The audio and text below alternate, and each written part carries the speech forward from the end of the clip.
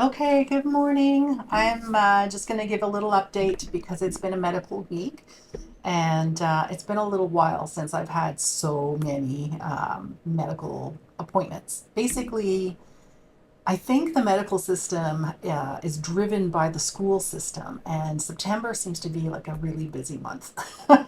Anyway, it makes sense to me because we have teaching hospitals and some kind of world renowned teaching hospitals and in my area. Anyway, um, so I on Monday went for a hemorrhoid banding procedure, and did have the vagal reaction afterwards where I fainted, but I fainted in the car and I didn't actually lose consciousness. I just really needed to get my blood pressure was all upside down and I needed to get my head low. So thankfully, I learned from last time, and the reaction wasn't as serious because the previous time, so not this procedure on Monday, but the last September, when I went in, I had three hemorrhoids banded, and I wasn't able to tolerate the scope any longer. And so the fourth one we left. And so the fourth one is what we got to this last time. But at that time, I came home and I had a vasovagal reaction, and I was vomiting, and it was almost like a bit of a shock reaction. And I think that it's because of the traumatic births that I had, where I didn't feel safe and supported. And my body remembers those, like having pain in that area, as being really serious, right? And so then, it wreaked havoc on my system. But what my partner had to do the last September was to spoon feed me orange juice and salt solution so that I could stop vomiting. And, I was in a lot of pain, but this time I didn't need that at all. I did not vomit. I only just felt faint in the car for a little bit. And then we got home and I took Tylenol right away, extra strength, two of them. And then I realized when the pain went away, I had a realization that um, I am unable to gauge the severity of my pain. I can only tell when it's present and overwhelming or if it's absent. Um, but I was thinking before I took the Tylenol that my pain was moderate. And then after, when the Tylenol took effect and I was out of pain and I was able to think clearly, I realized that it was severe, and it was so severe. That's why I had the fainting reaction. All right. And I think that inability to gauge the intensity of pain comes is a trauma response, is a way of my mind trying to calm myself and minimize, so that I can sort of keep a hold of reality and not panic. Sorry, I've got an itchy nose because it's hay fever season. In any case, I got that procedure done. I am not in severe pain. I have a little bit of discomfort still, but like nothing. It's 5 days. Well, it's Friday. So I had it done Monday, it's now Friday. And going to the bathroom is a lot easier. And it was the right treatment, definitely fixing my blockage problem. Meanwhile, at the same time, my eldest son, who has special needs and isn't able to advocate for himself very well, also has a problem perceiving the severity of his own pain. So he went to the dentist maybe 2 weeks ago or a week ago, or was it Tuesday? Anyway, he went to the dentist and it was last week sometime. And they said, "Oh, you have 4 cavities and we're going to make an appointment to fix them." And, oh, right. He went for a cleaning and it was more than 2 weeks ago. But in any case, not that long ago. And they made an appointment to fix the cavities on the top. So we went for that appointment last week, and they were only able to fix one of the cavities because the other one had progressed to need a root canal. But he wasn't really complaining about the pain. He was just like, "Oh, yeah, it's a little uncomfortable. It hurts me." But he wasn't able to say more like, "It hurts me so much. It hurts me more than anything else has ever hurt. It's the worst thing I've ever felt in my mouth." Like root canals are big deals, and he's not able to express his pain. Poor guy. Anyway, so the root canal is today. We're going to go in a couple hours and get that done.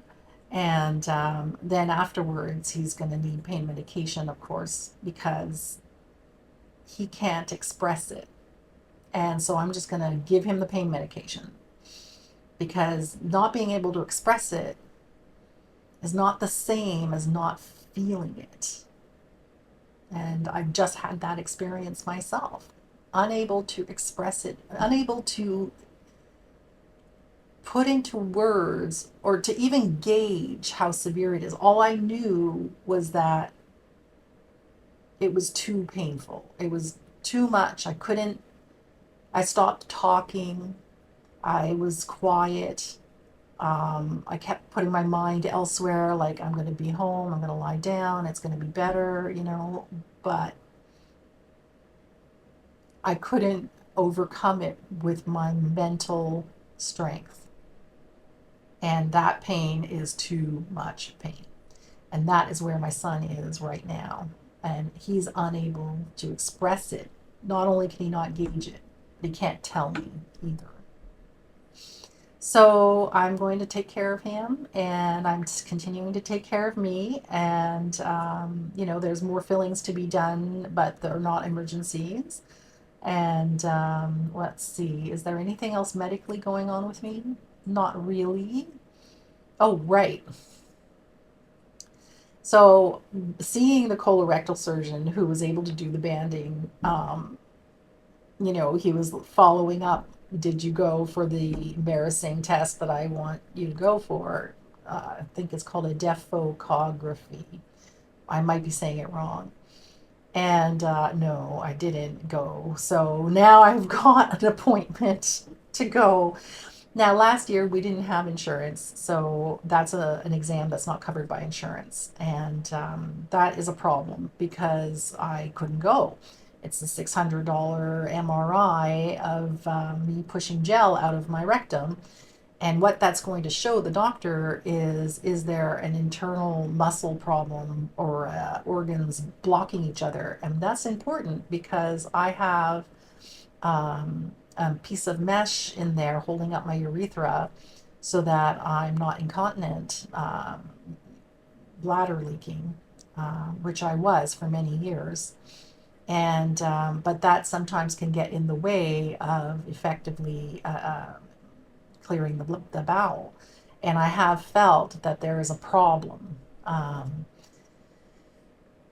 Even though I feel like the hemorrhoids were the problem, you have to rule out these other things. And because I have a history, I have had 2 surgeries to repair a rectocele, which is when it's a hernia of the vagina, where the rectum pushes into the vaginal canal and was bulging outside of my body. So I had that fixed surgically, and I had the mesh put in to hold up my urethra. And these are all complications of having Ehlers-Danlos syndrome. Anyway, so I do have an appointment for that particular procedure. That was my very nosy oldest son who knows not to interrupt me when I'm in the garage or studio, actually. All right. So, yes. Now we do have insurance, and I have the appointment, and I'm grateful that I'm going to be able to have that test, but it's embarrassing, and I shouldn't be embarrassed, but I am. And it's a procedure that, it requires that I have an enema before. And it's just like, oh my God, I would rather ignore that part of my body. I'm tired of pelvic issues, like, but because I have Ehlers-Danlos syndrome and I had two vaginal deliveries, births, you know, everything got stretched and torn. I also have a birth injury that healed wrong. Anyway, so that's going to all be taken care of. It's all going to be looked at by this latest MRI, and we'll see how the body is doing, really. And if there's another surgery on the horizon, there might be. Who knows? I hope not. Like, seriously, I hope that taking care of all the hemorrhoids was all I needed to do. That's what I hope. All right.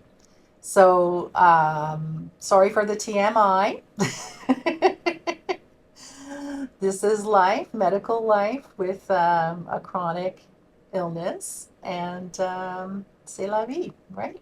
All right. And if you are, one of those people who have Ehlers-Danlos syndrome, and you're young and you haven't had pelvic issues yet, just, have it on your radar, and take care of your pelvic health, and be proactive when you start to feel like you're blocked intestinally or that you have some bladder leakage. There are things that can be done with physiotherapy way before surgeries. And surgeries are not really the greatest for us Ehlers-Danlos folks, right? With our long healing and then deconditioning and then right? So I have physiotherapy also scheduled in my near future for my pelvic health.